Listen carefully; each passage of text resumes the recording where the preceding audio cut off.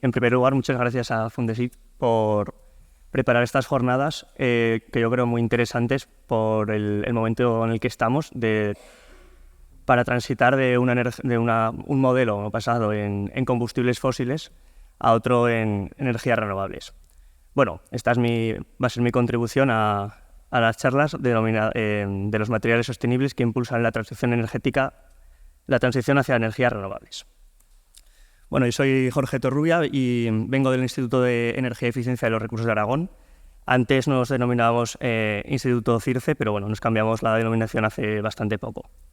En concreto, vengo del grupo de Ecología Industrial y Eficiencia en el Uso de las Materias Primas, cuya directora es la doctora Alicia Valero, y los principales objetivos de nuestra investigación es la aplicación de la termodinámica como una herramienta para entender y contabilizar la degradación de los recursos no renovables, en concreto los recursos minerales, que como veremos en la presentación pues, se utilizan para prácticamente todo lo que tenemos, toda nuestra tecnología, incluidas pues, las energías renovables, y no solo eso, sino teléfonos móviles y cualquier otro producto que podáis imaginar. En concreto, nuestra investigación se centra en estudiar el ciclo de vida de las materias primas, es decir, desde que se extraen desde las minas hasta que son metales y después dispositivos que podamos utilizar. El contenido de la presentación, bueno, lo tenéis aquí. En primer lugar, hablaré un poco de por qué es necesaria esta transición energética, el momento, diría, histórico en el que nos encontramos y el reto que tenemos por delante. Ya yendo hacia el tema de los metales, que es en el que se centra nuestra investigación, pues cuáles han sido las tendencias históricas de extracción. Luego, ¿qué metales componen los dispositivos necesarios para la transición energética? También hablaremos de qué son los metales fundamentales y estratégicos. Es una denominación que también se llaman a veces metales críticos por la Unión Europea. Y por último, ¿cuál es la situación en nuestro país respecto a las políticas públicas que se están llevando a cabo? ¿Qué sectores dentro de la transición van a demandar más metales? ¿Qué medidas podríamos utilizar para disminuir la demanda de metales? Que va a ser muy, muy importante, como veremos. Y también cuáles son los más críticos en cuanto a la relación entre la demanda y las reservas. Y por último, como una de las soluciones que se proponen, que es la economía circular, ¿no? Es decir, que cuando un dispositivo llega al final de su vida útil, poder utilizar de nuevo los materiales. Bueno, en primer lugar, esta gráfica no se ve muy bien. La línea azul indica la concentración de CO2 en la atmósfera de nuestro planeta durante la historia y toda la prehistoria. En la raya que se ve ahí es cuando se detectaron los últimos restos de nuestra especie. Y podéis ver un pico en los últimos años, que es esto de aquí. Para hacerlo más grande, tenemos que ir a esta otra gráfica en la que se muestra desde el año 1900 hasta la actualidad.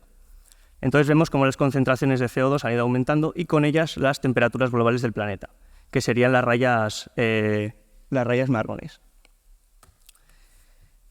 ¿Qué nos ha llevado a esta situación? Bueno, el año pasado, y este está por ganarle seguramente, fue el más caluroso de la historia. Estamos ya muy cerca de llegar a esos 1,5 grados que se pretendían evitar en la conferencia de París. Y bueno, hemos tenido importantes a nivel global catástrofes como pueden ser las inundaciones de Pakistán o Libia, que dejaron miles de muertos, así como sequías, tanto en Brasil. Esta, por ejemplo, es una foto de uno de los principales afluentes del río Amazonas, casi seco. Y algo más cercano, pues la sequía de Cataluña, que está siendo la peor de la historia. ¿Cómo hemos llegado a esta situación? Bueno, en esta gráfica vemos la concentración de CO2, como hemos visto antes, y el consumo de combustibles fósiles. Entonces vemos que hay una gran correlación, como no puede ser de otra forma, ¿no? Porque ya cuando quemamos combustibles fósiles, pues producimos CO2 y este se va acumulando en la atmósfera. Entonces, el gran reto que tendría la transición energética es tratar de abandonar estos combustibles fósiles, pero tratando de aumentar tratando de mantener o aumentar incluso el consumo de energía. Para esto os voy a poner un ejemplo de lo que es una central, digamos, convencional de electricidad, en la que se produce 1 megavatio hora comparada con una planta fotovoltaica. Vemos que la cantidad de materiales que hacen falta para una planta convencional de ciclo combinado, que utiliza gas natural como combustible, es muy poca. pues para producir 1 megavatio necesitamos solo 0,3 kilogramos, comparados con los 8 kilos que necesitaríamos para una placa fotovoltaica. Esto conlleva que la minería y fabricación de los materiales es mucho más elevada en la energía fotovoltaica. No obstante, tenemos la ventaja de que, como las placas fotovoltaicas utilizan la energía del sol, nos ahorramos, digamos, durante todo el ciclo de vida el estar permanentemente quemando combustible. Y en total, la huella de carbono pues pasa de ser de 400 kilogramos de CO2 por megavatio a 20 kilogramos.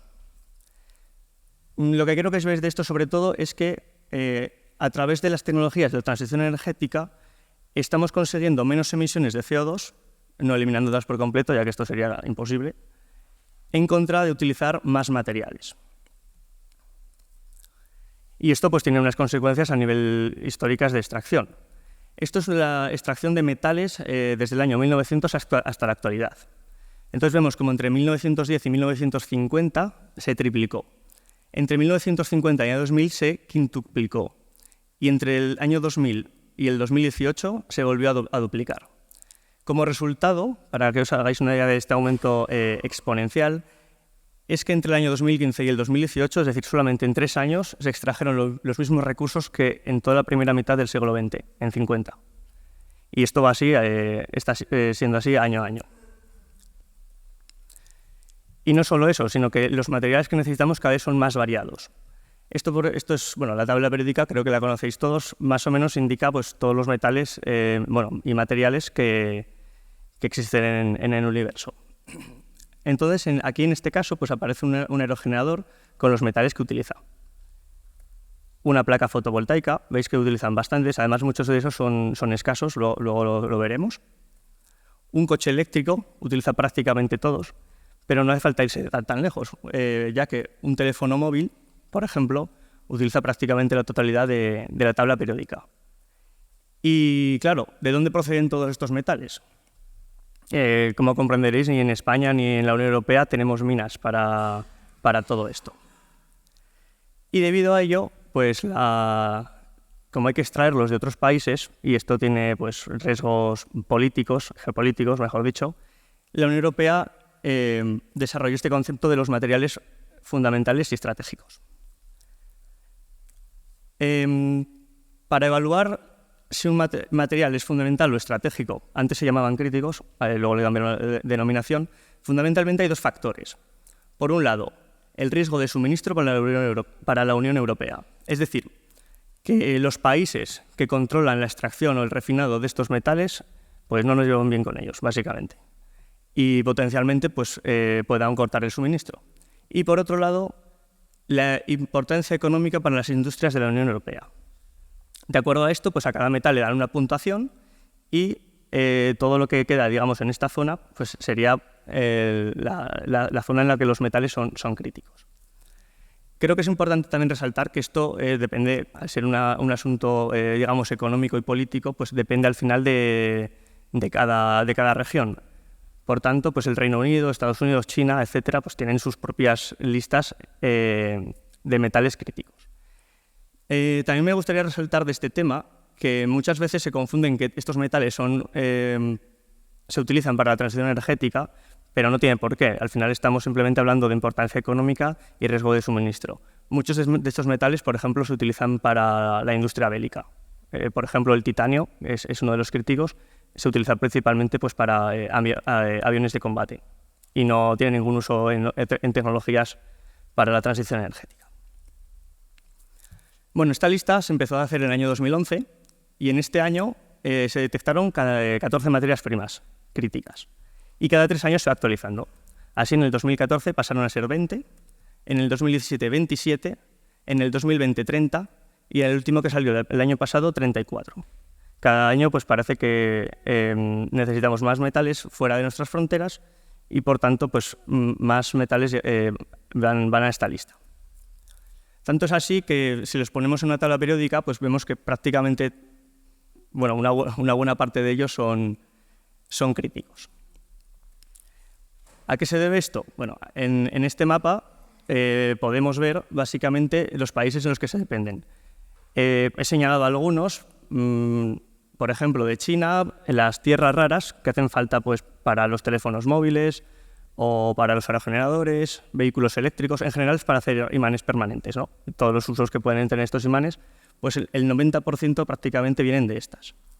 De Sudáfrica, los metales del grupo de los platinos, que es importante para los electrolizadores. Y, por ejemplo, de Rusia, que ahora mismo pues, tenemos unas relaciones complicadas, proceden el 40% del paladio. Solo por poner unos ejemplos. Entonces, ¿qué se ha propuesto la Unión Europea para luchar contra esto? Pues para el año 2030, tratar que el 10% del consumo anual extraído de lo que se consume en Europea procede de la propia Unión Europea, de nuestras fronteras.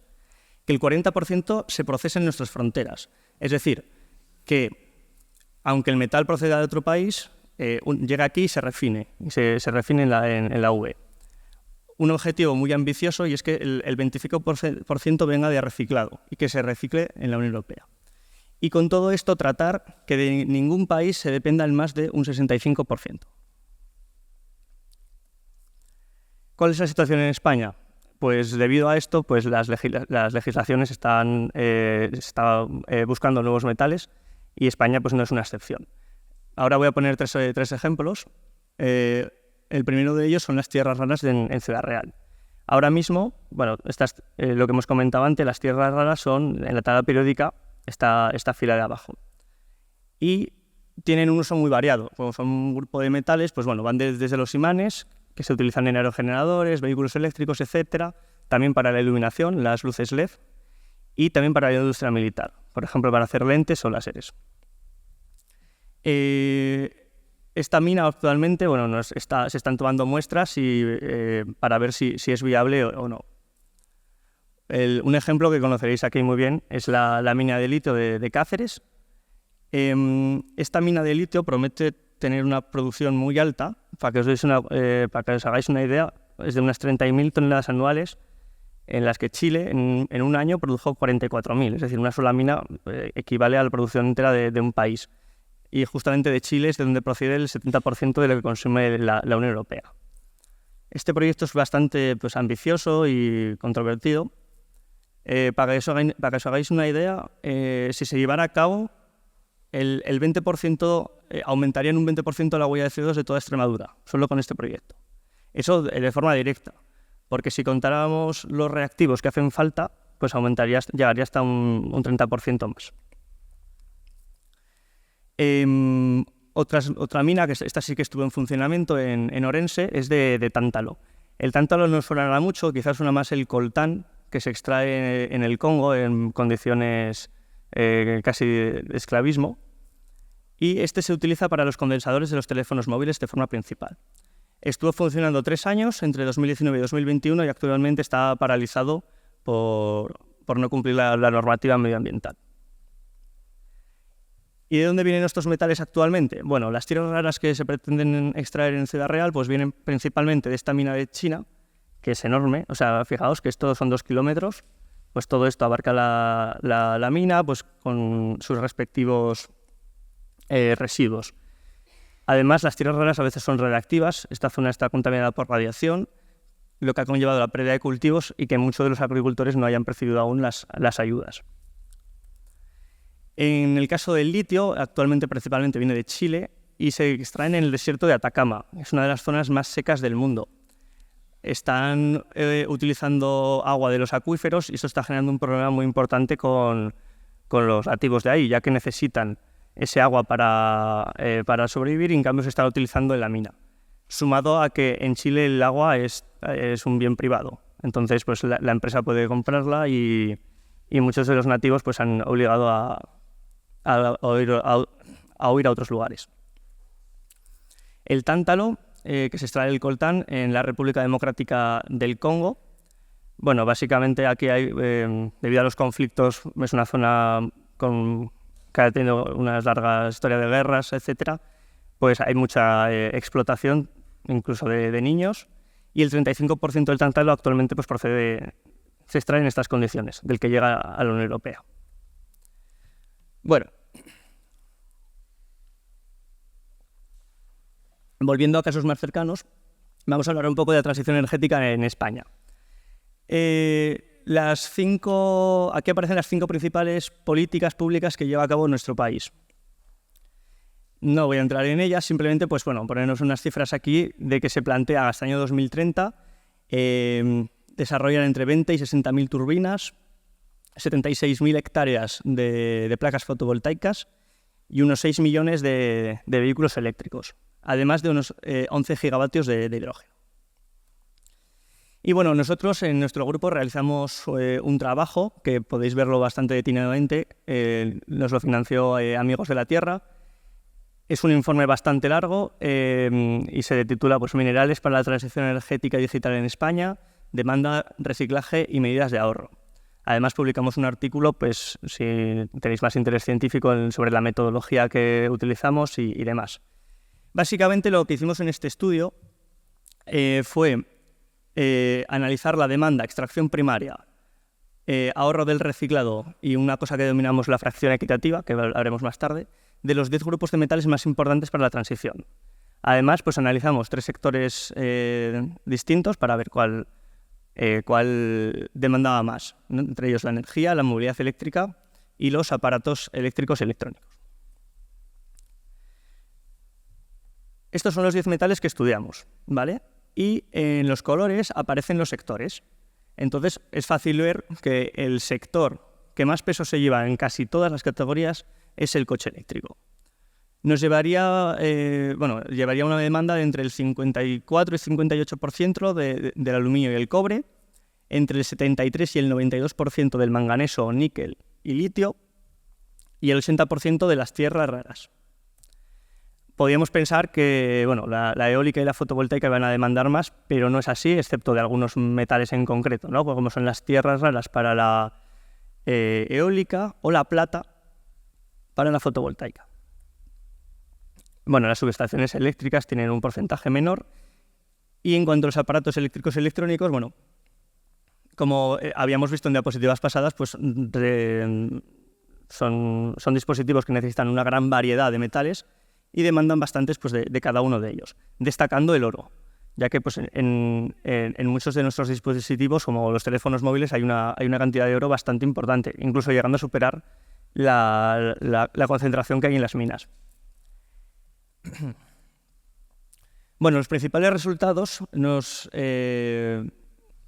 lo hicimos para evaluar distintos escenarios, es que si no tuviéramos economía circular, es decir, simplemente la demanda en bruto, necesitaríamos unos 1.260 barcos cargueros para traer todos los metales de otros lugares. Si planificáramos una economía circular bastante ambiciosa, con una recogida entre el 85 y 95% y un reciclado de las materias primas entre un 80 y un 95%, conseguiríamos reducir esa demanda a la mitad, 600 barcos. Y si fuéramos más ambiciosos, llevando a cabo, no solo planificando esta economía circular, sino llevando a cabo medidas extra, como tratar de alargar la vida útil de los dispositivos lo máximo posible, acelerar el reciclado, es decir, reciclar en cuanto antes. Con esto me refiero a que todas las industrias que tienen que reciclar los dispositivos aún no están desplegadas, desplegarlas lo antes posible.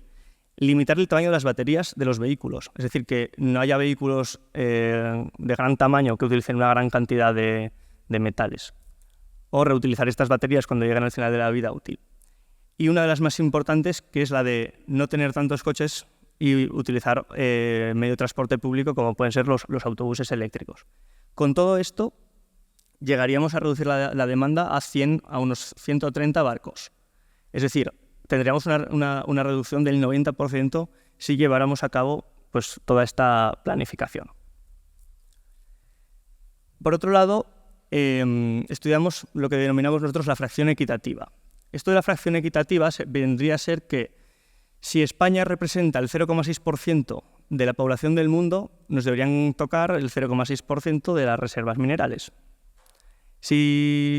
Tomando este parámetro, sin economía circular, vemos como de cobalto, litio y níquel prácticamente llegaríamos a las reservas que nos tocan o incluso las superaríamos. En el caso del cobalto en 2,4 veces o en el caso del litio en un 40% más. Con las segundas medidas, bueno, como era lógico, pues disminuimos un poco la demanda, llegando ya al agotamiento prácticamente de las reservas actuales de litio, y de cobalto aún necesitaríamos apropiarnos de una parte por encima de lo que nos tocaría de acuerdo al parámetro. Y, por último, llevando a cabo todas las medidas que hemos comentado previamente, pues del cobalto aún estaríamos rozando esto de las reservas. También importante definir lo que son las reservas, que a veces es un poco lioso. Las reservas es lo que se pueda extraer de forma económicamente viable. Por tanto, si mejora la tecnología o si varía en el precio de los metales, las reservas pueden aumentar o disminuir. Por tanto, es un término un poco variable, pero sí que nos permite identificar que tanto el litio, el níquel o el cobalto son metales van a tener una alta demanda y muy problemáticos. Justo esos metales son los que se utilizan en las baterías de los vehículos. Y esto no es casualidad debido a que, como hemos comentado antes, eran los mayores demandantes de materias primas. Y esto también solo teniendo en cuenta los sectores que hemos estudiado. Hemos estudiado sectores como la construcción, que utilizan una gran cantidad de cobre y, por tanto, pues aumentaría aún más esta demanda. Bueno, ya en el último punto, el tema de la economía circular. Si vemos la tabla periódica con el porcentaje de metales que vuelven a utilizarse, vemos que pues, la mayor parte de ellos están en rojo. Principalmente, además, aquellos que son más problemáticos, ¿no? Pues como vemos, las tierras raras o el cobalto que comentábamos previamente. ¿A qué se debe esto? Bueno, una de las cosas que hacemos en nuestro grupo de investigación es diseñar procesos de reciclado.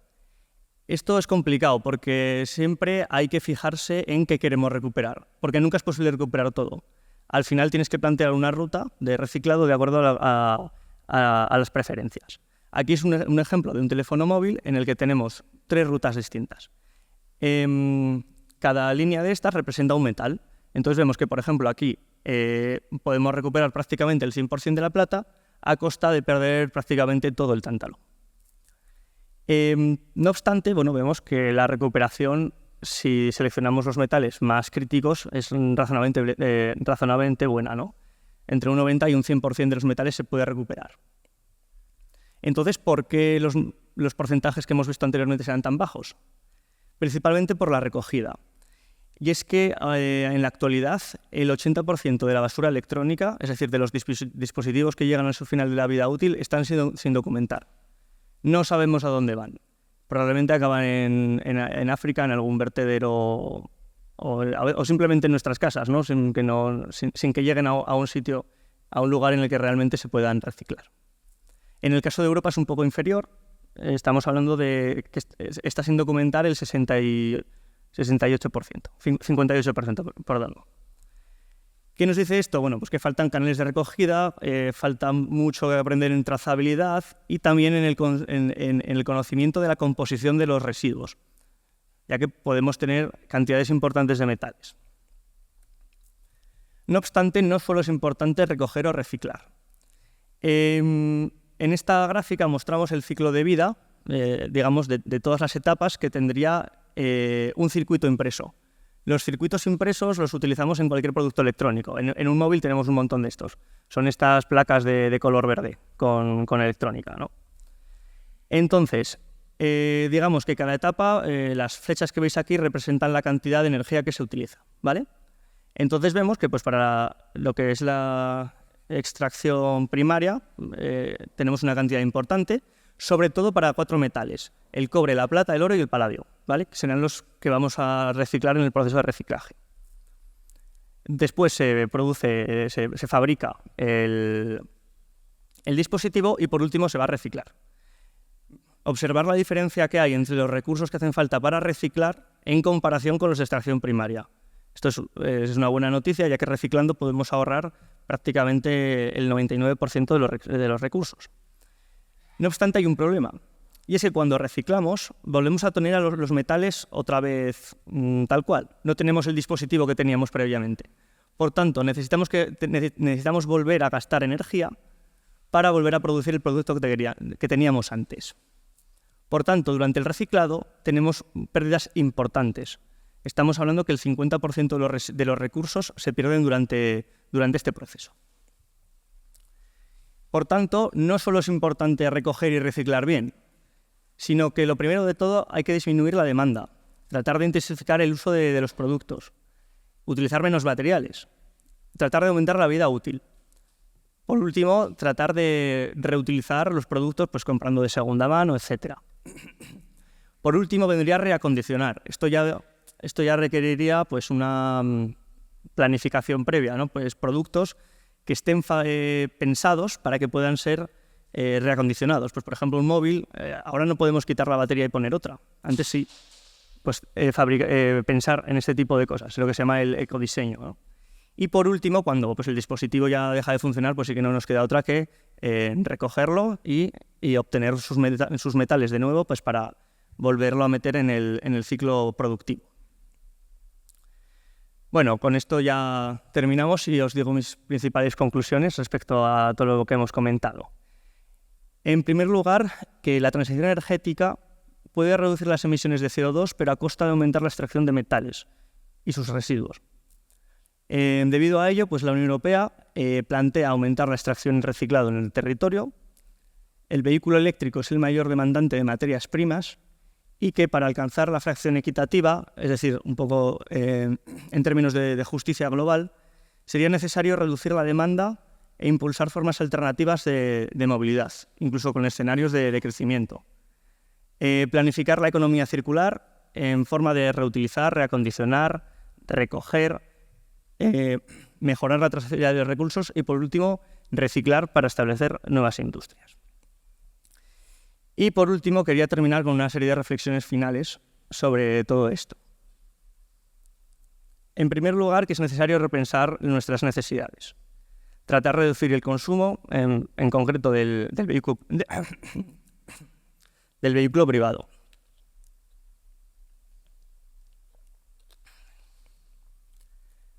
Para ello son importantes las medidas de suficiencia y justicia social. Es necesario planificar una transición, estimar los recursos que son necesarios, porque también esto es una responsabilidad con las generaciones futuras. Antes hemos hablado prácticamente de agotar las reservas que conocemos actualmente simplemente hasta el año 2050. Hay que pensar luego que más generaciones vendrán y necesitarán todos esos recursos, ¿no? Sería muy egoísta gastarlo todo ahora. Y debido a ello, bueno, os comento una última reflexión que hace Jorge Álvarez, que pertenece a una comunidad indígena de Chile, donde se extrae el litio. Nos vinieron a decir que la solución eran estos autos eléctricos, la salvación del mundo y todo. Pero en realidad no es la salvación. La salvación es la conciencia de cada ser humano que sepa respetar este territorio como lo respetamos nosotros. Si todos tomáramos conciencia del respeto hacia la tierra, no tendríamos que decir que los autos eléctricos van a salvar el planeta. Gracias.